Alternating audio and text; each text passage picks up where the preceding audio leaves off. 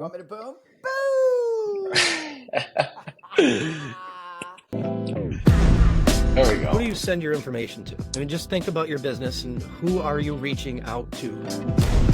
There's marketing efforts, there's sales efforts, there's customer service efforts. All of those customer emotions and data all live within the CRM. For you to be a successful thought leader, you need to be somebody who is thought of when people think about your subject. At Growth, we strive to do great business with companies who do great business. And once again, welcome and everybody. Thank you guys for joining us. Really excited to have you guys here. And that does that. Welcome in, everybody. I can already see there's some people joining. Please drop in the chat where you're joining from. Drop your name. Really excited to have you guys here. As always, my name is Rick Barcellos. I'm the community manager at Growth and the host of the micro lessons. And today we have something, oh boy, something really special for you guys because we're being joined by Dan Tyre himself. Dan, can't say enough how much I appreciate you being here with us. But they're not here to hear me speak. They're here to hear you speak. So please take it from here. This is going to be a joint effort. I'm going to fire questions at you like, I don't know, we're on the shotgun range or something like that. And thank you for all of the briefing and super fun and exciting. Let's blow that chat pane up, right? You have questions. Let's get it in early, right? This is the most challenging part of like podcast or webinar in that Rick asked me to be concise. Right. That's not my calling card. In your intro, you said if you want to be a thought leader, you got to be thought of something. Right. I'm thought about it like dad jokes and long stories. Right. And this podcast is the exact antithesis. So super exciting. Alan Plunkett asked me to boom. So boom. Right. And it's a subject. Like when we were thinking this through, you're like, well, how about something around culture? I'm like, I love talking about culture. My most popular presentation is culture and growth, right? And I'm gonna like be you got to be a hard ass, Rick. I know you're a nice guy and I know you're a growth guy, but I need a 10-minute warning, a 20-minute warning, and then you're going to give me a little extra time to answer some questions because your community, your audience, amazing, right? So many fun questions. And we want to be responsive to Alex and Laura and Trevor, who asked amazing questions in anticipation of that so that we can get going. Does that make sense? All right, 8 questions in the chat pane, but I can't see the chat pane, so I'm going to make sure that you ask me the questions. All right, built to scale is the topic that we talk about, creating sustainable culture with Dan Tyre. And the 3 things I want you to learn. Number 1, culture is critically important component of modern business scale.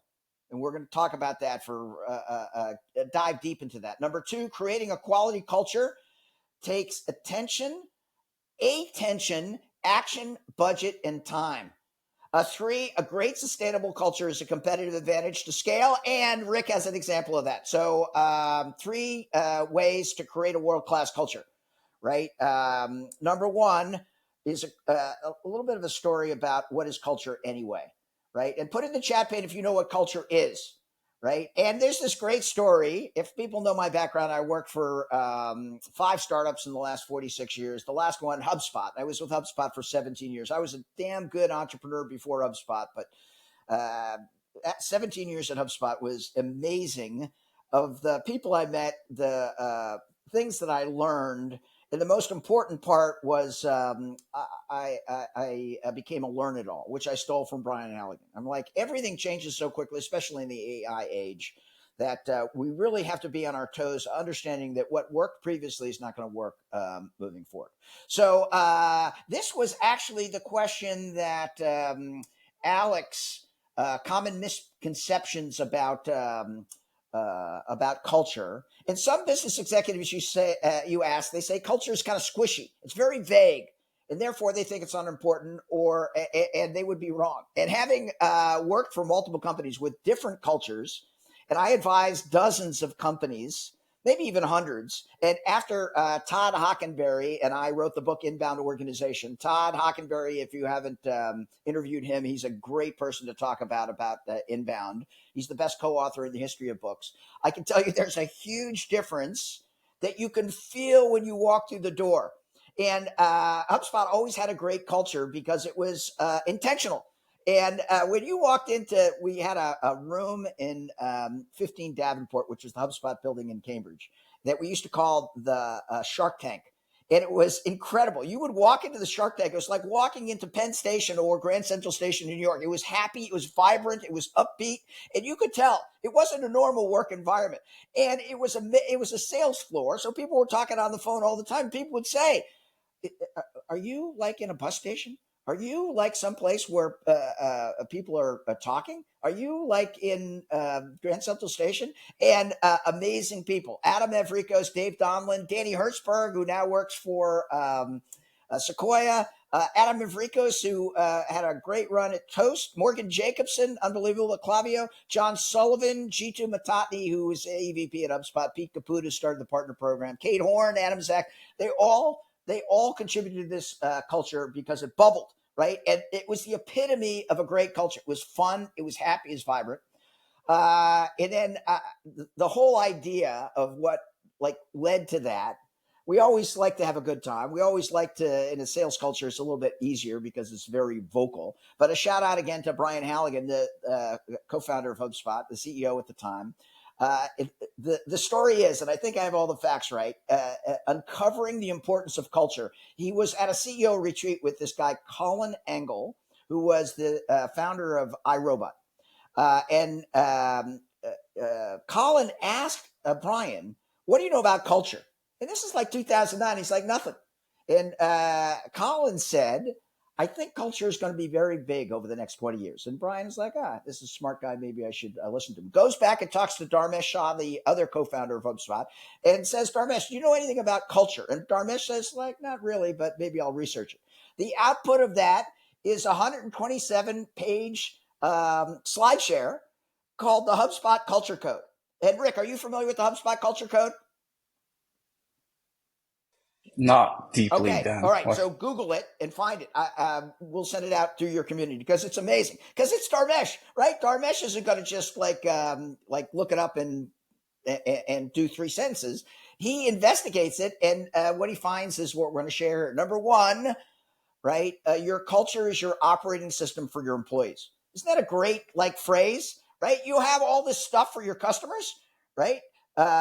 Your culture is your operating system for your employees, and that's super important. Number two, that's the first key takeaway. Number two, the second key takeaway is culture starts with company mission, right? And I know at Growth, you guys have an incredible mission to help your customers scale, right? But if you're not a mission-driven company, right, it's going to be very, very hard to recruit, first of all, young employees, which are incredibly important, and second, committed employees.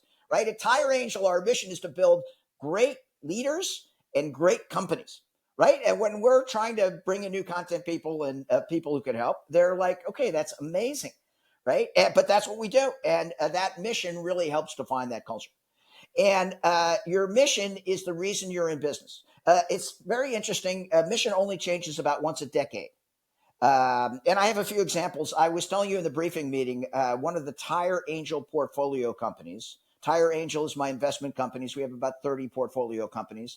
I like to make angel investments in companies that are women-led and people of color, right? This company, Classivo, is changing the landscape of education. And it's kind of amazing because there's 10 people in the company. They've all been around 3 years. This is their 6th culture code version. And the CEO is Rohan Shah, an incredible overachiever out of Buffalo, New York. I like working for Shahs for some reason. It's kind of interesting. And on the first slide of their culture code, it goes, where our mission is to change the landscape of education. We want to reduce the friction of our professors, students throughout the globe. We want to connect the world and give them resources to pursue knowledge with any barrier efficiently. And I'm like, oh my goodness, who doesn't want to do that, right? Isn't that like amazing? This is an entrepreneur that's 35 years old who understands that culture isn't this squishy thing that we used to like talk about for 5 minutes with human resources, but is the core of every single employee that comes on board, right? And we can make the deck available. You can Google HubSpot culture code. But a key takeaway, I want everybody to think deeply about their culture. And I strongly recommend that you build your own culture deck, right? Because number one, it shows your customers what you're all about. Number two, it helps your employees understand what's going on. Number three, right, you have to repeat it all the time, right? And one of the things that I found in 46 years of business is people don't do what you tell them to do, right? They do what they see you do, right? And leading by example is important. All right, how For am I doing 10 on minutes, time, Dan. Rick? Oh, baby. See, Rick taking his responsibilities very, very important. All right, so let me move right on to the next one. Topic number 2 is an intro to the M spot. And put in the chat pane if you've ever heard the M spot. Right, this was a big thing at HubSpot for about 10 years, and it was seminal in the book we wrote, Inbound Organization.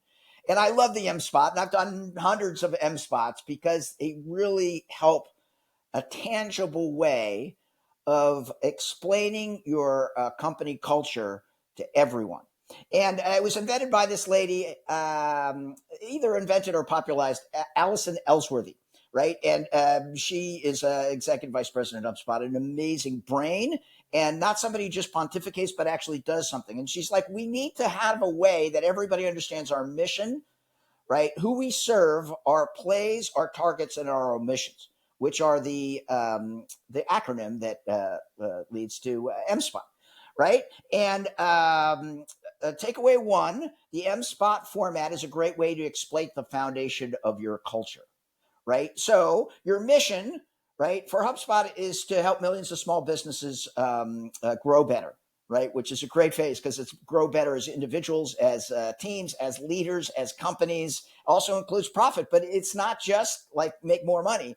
It's grow better, which always makes me smile. And one of the reasons I was there for 17 years. For Tyre Angel, our mission is to grow great leaders and to grow great companies, right? And that's not so easy, especially in a confusing modern world like we have today. And we take that very, very seriously. But everybody knows, all of our employees, right, know that our mission is to grow great leaders and grow great companies, which serves us very well when we're going out and looking at new portfolio companies, new investments, things like that. The S in M spot is who you serve, right? So we serve entrepreneurs globally at Tyre Angel. In many cases, you serve your employees, your stakeholders, if you're a public company, your investors, if you're a private company, your customers, and sometimes your partner channel. But we want to be very specific in the M spot. This is who we serve, right? And the S and M spot is pretty interesting. It's gone through a couple of variations, right? But who we serve is a great reminder of how you need to prioritize. The plays are 3 to 5 big motions that the whole company gets behind, right, that are critical to the execution and the success of the company, right? If you have more than 5, you got to question whether it's a priority. If you start having 17 or 18 priorities, right, somebody needs to do a gut check. You need to call me and like we'll do a little bit of consulting. But if you have 3 or 5, everybody should know like what they are. And that's a very important concept because you're stack ranking and say, this is our most important success factor in being successful. For Tyre Angel, our most important thing is to make our current portfolio companies successful. So we lean into that a lot. We get them all together as a group. We focus on helping them solve their biggest problems, right? And those plays are clear to everybody in the organization. The T in M spot is the targets. And there could be a T and an ST. I would have to change the acronym a little bit, but the T is the target, and everybody understands, right, whether we're ahead or behind. And when Hunter Maladay, who was a great vice president of sales at HubSpot, used to run a monthly meeting, he would always put up the M spot. He'd always have the target, and he'd have a little green arrow if we were above it. He'd have a little yellow equal sign if we were just meeting, and he'd have a red downward pointing arrow if we weren't quite there. And it was very, very helpful because as an aggregate, it gets everybody behind it, right? And if you're all green stuff, we're all celebrating. If you're 3 greens and 2 reds, you're like, hold on a second. Wait a second. Maybe we need to like reevaluate the effort that we're putting in one of the 5 targets. The O's are my favorite, right? We didn't talk about this in the briefing meeting. What do you think O's stand for, Rick? Any idea what O stands for in M spot? You got me. Okay, No. omissions. I know, omissions. It was a hard one. It's a little bit of a Okay. curveball. I should have given you the answer before we jumped in. And O's are the most important, right? because as you're scaling a business, there's always a lot of priorities, right? What omissions are is it's honoring people to say that this is an important thing that we're going to do, but we're not going to do it yet. It's not going to be on the 2024 M spot. We're going to roll it to 2025. We're going to see how it develops. There's going to be a fundamental difference, right, in that these are the things we got to do, right? And this is hard for a lot of entrepreneurs because they're all like delusionally positive. They can take down the world. They can do all these things. That's why they started the company in the first place, and then recruit valuable folks like you, right? Growth, a great example, right, of what was it in the precursor? You said we work with great companies that want to be greater or something like that in your snazzy little We work with great companies, great humans who want to that's grow it. and improve. That's it. That's it. Now, who doesn't want to do that, right? And so that M spot is a tremendous way of archiving it. You show that at every company meeting, right? It's not just something you put on the wall. It's just something that you live, right? And if you want to know how to create an M spot, right, just send me an email, dantyre@gmail.com. I'll send you to Todd Hockenberry's inbound organization site, or you can get it on dantyre.com. And we'll give you a template of how to fill it out. And we'll even review it for you. If you want to submit your M spot, and like, we're happy to say, okay, that is spot on, right? As an outside view, sometimes people get all in their head and they're not sure how big or how small that they should be. And we're happy to review that. And then the M spot is something that you actually use, right? And people remember. In the consulting that we do for inbound organization, we always ask the CEO, what's the mission of the company? It's very, very interesting. Some people say the mission is to make $100 million. And I'm like, okay, good luck with that, right? Does the receptionist know that? Is that what you tell people? That's what defines your company? And they're like, no, not really. I'm like, okay, then you need a mission for everybody. It's 2024.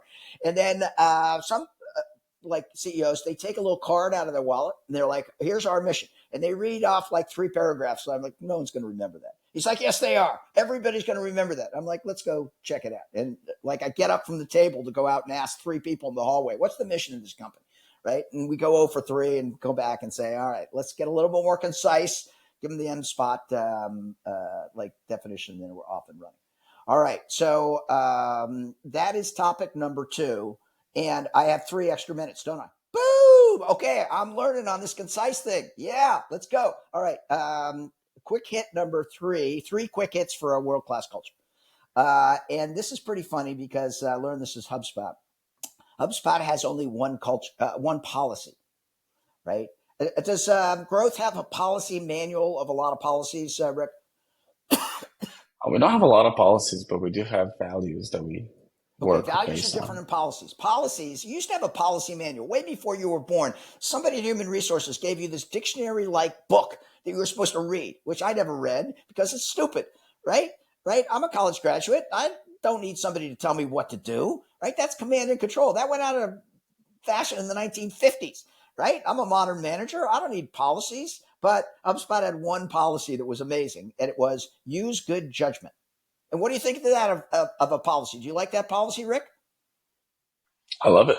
Takes care of everything Why do you else. love it? Yes. It empowers the employees, right? Exactly. It's the exact right answer. And so when I saw the Classimo culture deck, they had one policy, use good judgment. I'm like, yes. And I'm sure Dharmesh and Katie Burke and Brian Halligan and all the executives at HubSpot, the board of directors, they're thrilled, right, that people are learning from one of the greatest companies I've ever been associated with, and a logical way of dealing with like modern policies. And there's some amazing stories I don't have time to talk about today, but maybe you'll invite me back around using good judgment in the field, right? Because it's easy to say, right?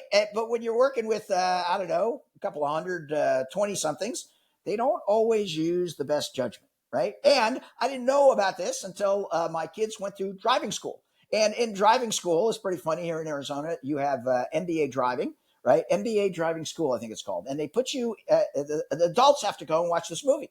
And this psychologist comes up and says, when do you think the female brain fully matures?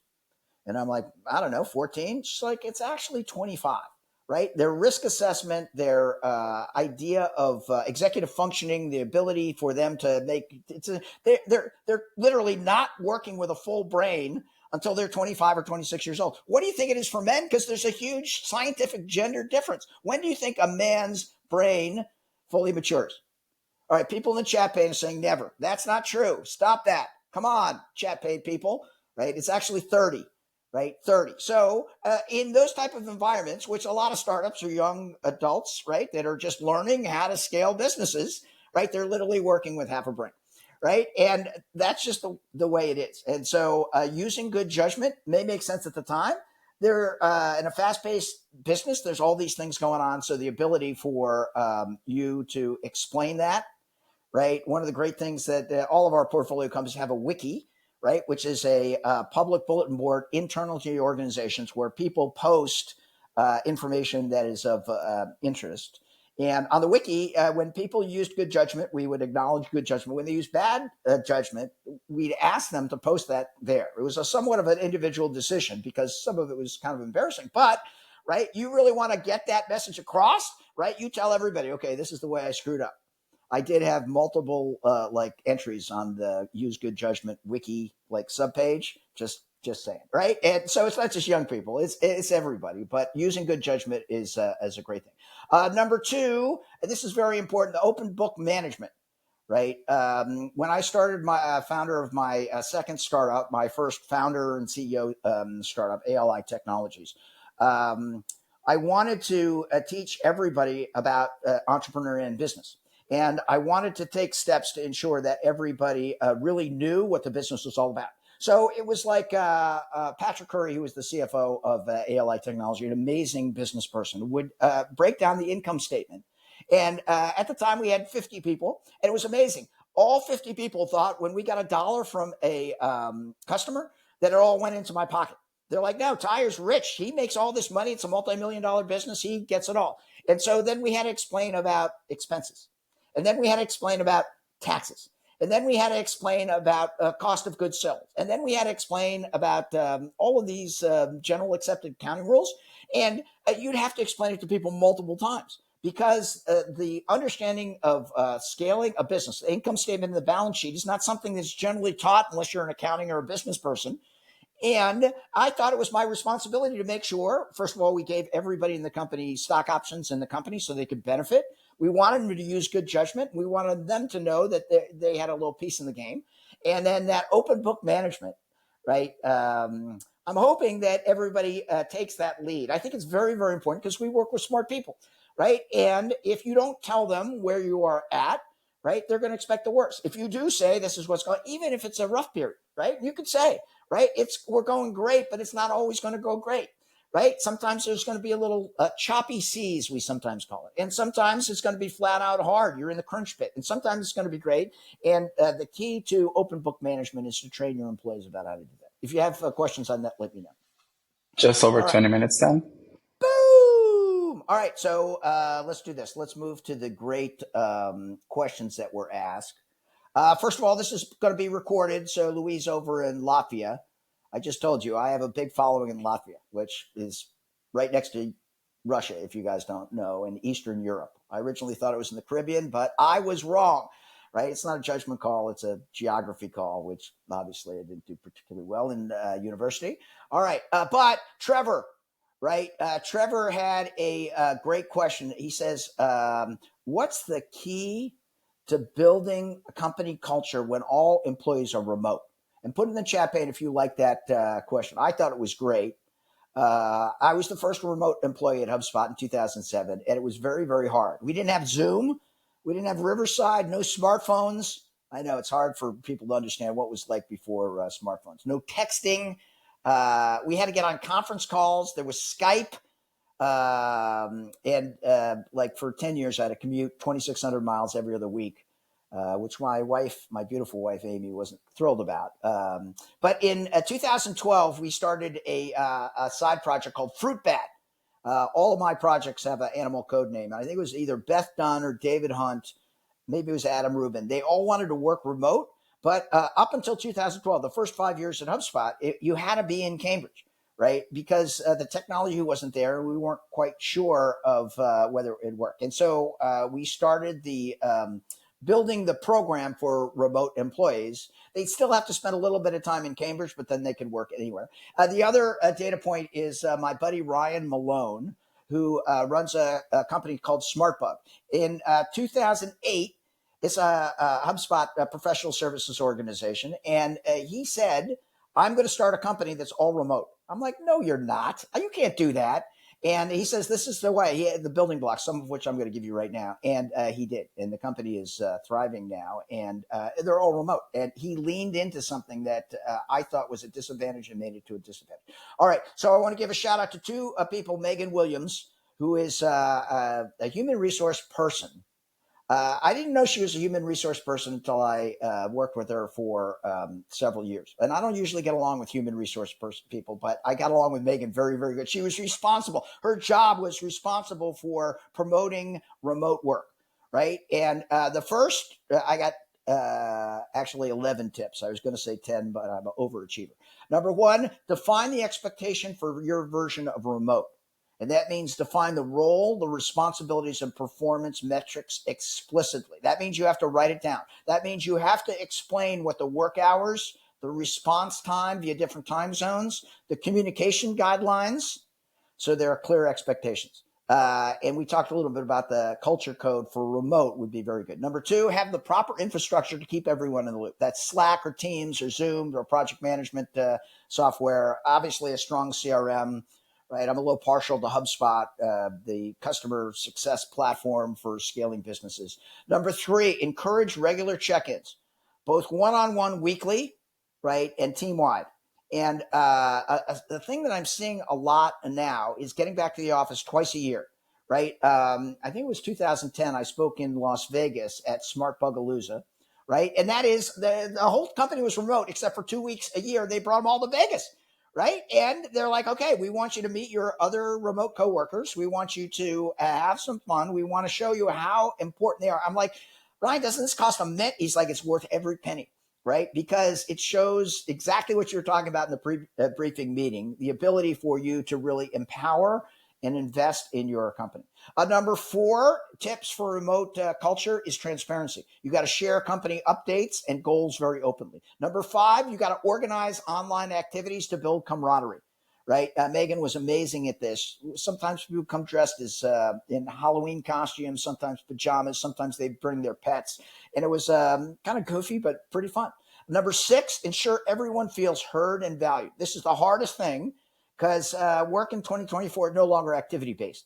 It's deliverable-based, right? And it's not how many hours you work. You hear about all these crazy companies that have these special IT monitors that say, okay, you walked away to put in your laundry for 2 minutes on Thursday. And of course, there's going to be some employees that may take advantage of a remote work environment. That means you hired the wrong employees. Take a little ownership, right? But you want to make sure that everybody feels valued and heard. And when I was a manager and a director in a remote world, that was the hardest thing. If Morgan was pissed off at me, I told John, if Morgan gets that like mad face on, which he sometimes did, call me. And then he would tip me off. He'd be like texting me. He's like, okay, Morgan looks like he's not having a good day. Then I would call Morgan. I'm like, Morgan, you having a good day? He's like, no. I'm like, what are you pissed off about? And he's like, and he would tell me. Usually it was me. But sometimes, at least I was able to address that so it didn't it didn't fester.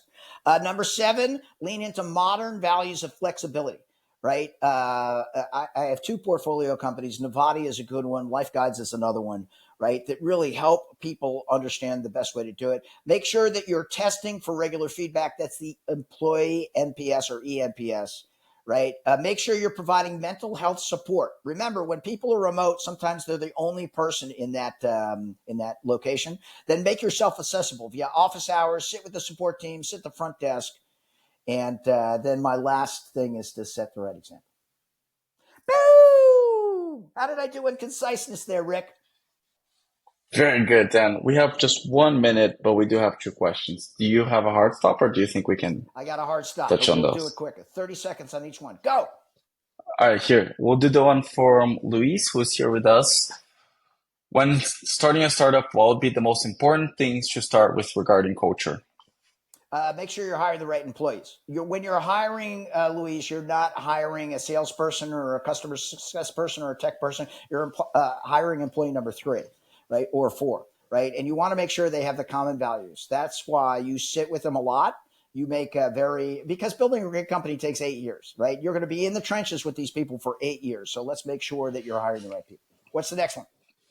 Perfect. Actually, you already covered the next one. That was my mistake. So with Oh, that, baby. Dan Tyre, just in time. size. I know. Rick, I'm going to give you 27% of the credit because, right, you gave me the outline. You told me that we were going to try to be concise, and turns out I can do it. Appreciate it, Dan. This was incredible. Appreciate you so much doing the lesson with us, man. And everybody, appreciate you guys coming. Hope you guys had a great lesson. As always, if you want to stay up to date on our next lessons, consider joining our community and following our YouTube channel. You can find content everywhere over there. And of course, you guys already do, but if you don't, give Dan a follow everywhere. He's awesome. He's a legend. Dan Tyre, gmail.com, right? At www.dantyre.com. I'd give out my phone number, but my phone's dead. And so I wouldn't respond to it for a couple of days and you'd get disgruntled. Excellent. All right, Rick, thanks for booking me. Perfect. All right. With that, thank you, everybody. We'll see you in the next lesson.